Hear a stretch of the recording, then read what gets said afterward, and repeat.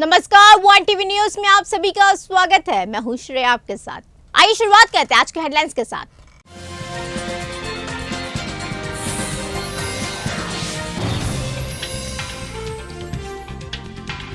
पवन कल्याण को राजनीति नहीं आती, मंत्री अंबाती रामबाबू की सनसनीखेज टिप्पणी। गोशामहल विधायक राज सिंह का भाजपा से निलंबन हटा, बीजेपी 2 की ओर से जारी पार्टी उम्मीदवारों की पहली सूची में राजा सिंह का नाम फाइनल हो गया है।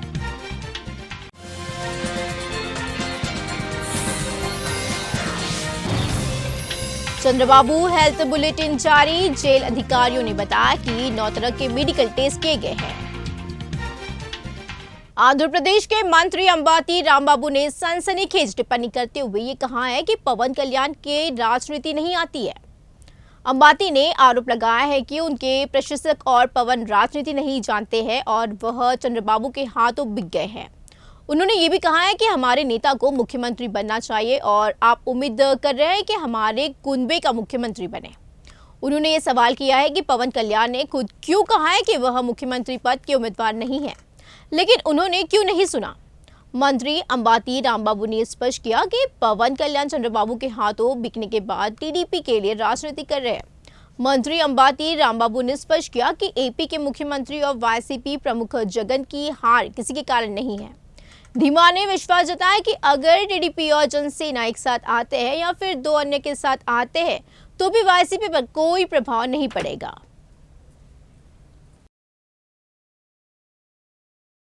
भारतीय जनता पार्टी ने गोशामहल विधायक राज सिंह का निलंबन हटा लिया है। तेलंगाना विधानसभा चुनाव में उन्होंने एक बार फिर गोशामहल निर्वाचन क्षेत्र से चुनाव लड़ा है। पार्टी नेतृत्व ने बीजेपी की ओर से जारी पार्टी उम्मीदवारों की पहली सूची में राजा सिंह का नाम शामिल किया था। राजा सिंह को उनकी विवादास्पद टिप्पणियों के लिए पिछले साल अगस्त में भाजपा ने निलंबित कर दिया था। बीजेपी अनुशासन समिति ने यह कहा है कि राजा सिंह पर लगाया गया निलंबन हटाया जा रहा है। प्रशासन ने तेलंगाना विधानसभा लड़ने के लिए उम्मीदवारों की पहली सूची में राजा सिंह का नाम शामिल किया है। आज भारतीय जनता पार्टी ने मेरा जो सस्पेंशन था, जो निलंबन था, उसको हटा दिया गया है। प्रधानमंत्री मोदी जी को, अमित शाह जी को, जेपी नड्डा जी को, बीएल संतोष जी को हृदय से धन्यवाद प्रकट करता हूँ।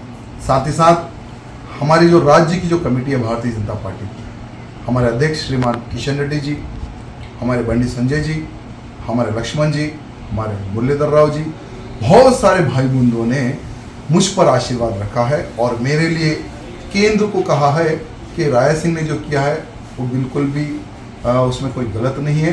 केंद्र को समझाने का काम उन्होंने किया है। केंद्र ने विश्वास किया है कि मैंने कोई गलत नहीं किया है। आज भारतीय जनता पार्टी का जो सस्पेंशन मेरे ऊपर था वो हटा। साथ ही साथ भारतीय जनता पार्टी की पहली लिस्ट तेलंगाना राज्य की जो कैंडिडेट की लिस्ट बाहर आई है, उस लिस्ट में भी गोशामहल विधानसभा से ही मुझे टिकट दिया गया। इसके लिए भी मैं पार्टी के अधिकारी गणों को धन्यवाद प्रकट करता हूँ और साथ ही साथ उन तमाम भाई बंधुओं को मैं हृदय से धन्यवाद प्रकट करूँगा जिन्होंने सोशल मीडिया के माध्यम से मेरा सपोर्ट किया है। सिर्फ तेलंगाना राज्य नहीं, गोशामहल विधानसभा नहीं, पूरे भारत में मेरे समर्थन में सभी लोगों ने ट्वीट किया है, पोस्ट किया है। सभी लोगों का आशीर्वाद मुझे सोशल मीडिया के माध्यम से मिला है। जब मैं जेल में था तभी भी मिला और मैं जेल से बाहर आने के बाद भी मिला। उन सभी भाई बंधुओं को हृदय से धन्यवाद प्रकट करता हूँ।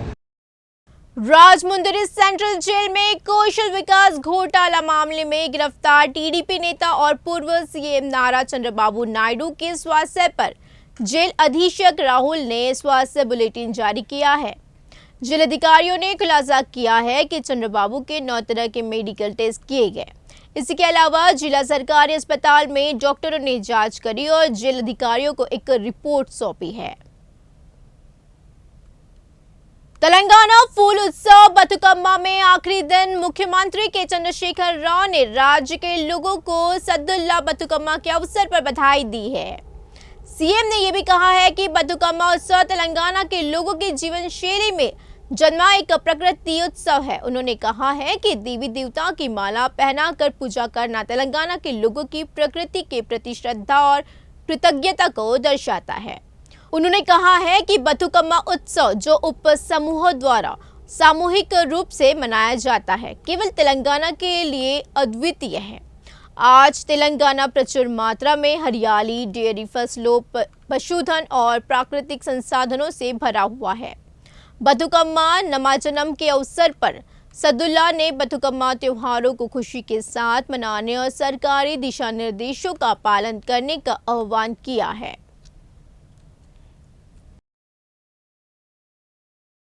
प्रजा शांति पार्टी के अध्यक्ष के पॉल ने ये कहा है कि वे तेलंगाना के विकास और कर्ज चुकाने, बेरोजगारों के लिए नौकरी, हर निर्वाचन क्षेत्र में मुफ्त शिक्षा और चिकित्सा अस्पताल के लिए विधायक उम्मीदवारों को बम्पर ऑफर दे रहे हैं। उन्होंने कहा कि चुनाव आयोग ने सिर्फ 40 लाख रुपए खर्च करने को कहा है। प्रोफेसर, डॉक्टर, इंजीनियर, नेता, विधायक, उम्मीदवार सभी एकजुट हो जाए, एक विधायक के रूप में बस 40 लाख रुपए खर्च करें, हम जीतेंगे, के पॉल ने कहा है। అభివృద్ధి చేసి అప్పులు తీర్చి నిరుద్యోగులకు ఉద్యోగాలు, ప్రతి నియోజకవర్గంలో ఉచిత విద్య, వైద్యం, హాస్పిటల్ కట్టి అభివృద్ధి చేయడానికి ఒక బంపర్ ఆఫర్ నేను తెలంగాణ ఎమ్మెల్యే క్యాండిడేట్లకు ఇస్తున్నాను. కేవలం 40 లక్షలు మాత్రమే ఖర్చు పెట్టుకోమని ఎలక్షన్ కమిషన్ నోటిఫికేషన్. 120 మంది సర్పంచులు ఒక నియోజకవర్గంలో 30,000 రూపాయలు 30,000 రూపాయల లెక్కన ఖర్చు పెడితే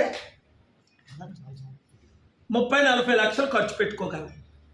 professors, doctors, engineers, leaders, MLA అభ్యర్థులు అందరూ ఏకము కండి కేవలం 40 లక్షల రూపాయలు మాత్రమే నేను పెట్టిన మీటింగులు మీ ద్వారా మేనిఫెస్టో అన్ని విధాల ఏ విధంగా అభివృద్ధి చేస్తామని ఒక మీటింగ్ పెడతాం. రోజుకి 4 నియోజకవర్గాల్లో నేను ఆ మీటింగ్కి వస్తాను. వేల మంది స్టూడెంట్స్, ఓయూలో 100 మంది ఏ విధంగా నాకు మద్దతు ఇచ్చారో అన్ని పార్టీల నుండి మీ నియోజకవర్గంలో కనీసం 60% ఓట్ బ్యాంక్ మనకుంది. एपी मंत्री और वाईसीपी नेता बोत्सा सत्यनारायण ने कहा कि वाईसीपी के 4.5 साल के शासन के दौरान लोगों के साथ हुई अच्छी चीजों और सरकार द्वारा किए गए कार्यों को समझाने के लिए सामाजिक बस यात्रा शुरू की जा रही है। उन्होंने एक मीडिया सम्मेलन आयोजित किया और सामाजिक बस यात्रा के पहले चरण का कार्यक्रम जारी किया है। बताया गया है कि बस यात्रा इस महीने की 26 तारीख को इच्छापुरम से शुरू होगी। उन्होंने कहा है कि वे वाईएपी निट्स जगन नाम से जनता के बीच जाएंगे। मंत्री बोत्सा ने कहा कि जगन सरकार ने चुनाव से पहले जनता से किए गए सभी वादे पूरे किए हैं। उन्होंने कहा कि आंध्र प्रदेश में प्रति व्यक्ति आय की आय बढ़ी है और राज्य विकास कर रहा है। मंत्री बोथा ने कहा कि ग्राम सचिवालय के माध्यम से बापूजी के ग्राम स्वराज्य के सपने को पूरा किया गया है और ये उपलब्धि हासिल करने वाला आंध्र प्रदेश देश का एकमात्र राज्य है। ప్రతి సచివాలయానికి, ప్రతి గ్రామ సచివాలయానికి ఒక వెల్నెస్ సెంటర్ని పెట్టి అక్కడ వచ్చి మరి డాక్టర్ ఫ్యామిలీ డాక్టర్ కాన్సెప్ట్ తీసుకొచ్చి మన ఇంటికే డాక్టర్ వచ్చి చూసే కార్యక్రమాన్ని ఎక్కడ కూడా దేశంలో జరగలేదు. అది ఆంధ్ర రాష్ట్రంలో జరుగుతున్న విషయాన్ని కూడా ఓసారి గుర్తు చేయడానికి ఈ కార్యక్రమాన్ని చెప్పి, బస్ యాత్ర కార్యక్రమం చెప్పి మీకు మనం చేస్తున్నాం.